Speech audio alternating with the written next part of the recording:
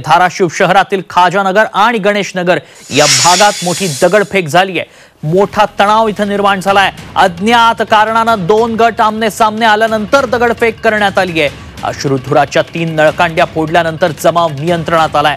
घटनास्थळी पोलीस अधीक्षक अतुल कुलकर्णी आणि क्यूआरटी बंदोबस्त तणावपूर्ण शांतता इथं पसरल्याचं पाहायला मिळतंय। मोठी बातमी, धाराशिवमध्ये 2 गटात तुफान दगडफेक झाली आहे। या दगडफेकीचं कारण अद्याप अस्पष्ट आहे। नेमकं का हे झालंय ते समजू शकलेलं नाही, मात्र जमावाला पांगवण्यासाठी अश्रुधुराचा वापर करण्यात आलेला। अश्रुधुराच्या नळकांड्या फोडण्यात आल्या आहेत। धाराशिव शहरातील खाजानगर आणि गणेशनगर भागात 2 गट आपापसात भिडलेत।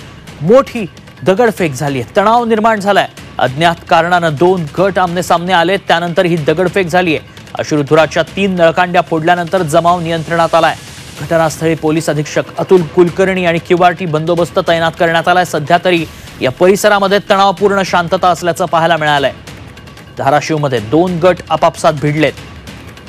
या हाणामारीचं, या दगडफेकीचं कारण अद्याप समोर आलेलं नाही। ज्ञानेश्वर पतंगे सध्या आपल्या संपर्कात आहेत, आपले प्रतिनिधी। ज्ञानेश्वर, नेमकं काय कारण आहे या दगडफेकी मागचं? काय नेमकं घडलंय?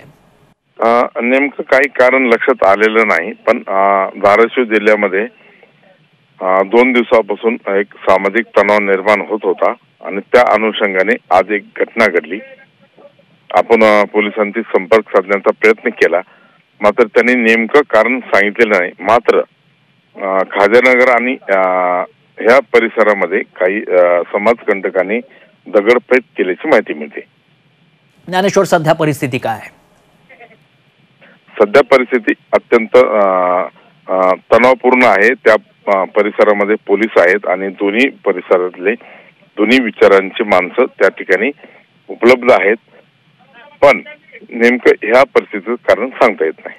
ज्ञानेश्वर, या दृश्यांमध्ये आम्ही पाहतोय अगदी काळोख आहे या सगळ्या परिसरामध्ये आणि पोलिसांचा मोठा जमाव इथं पाहायला मिळतो। दुसरीकडे रस्त्यांवरती अक्षरशः दगडांचा खच पडलाय।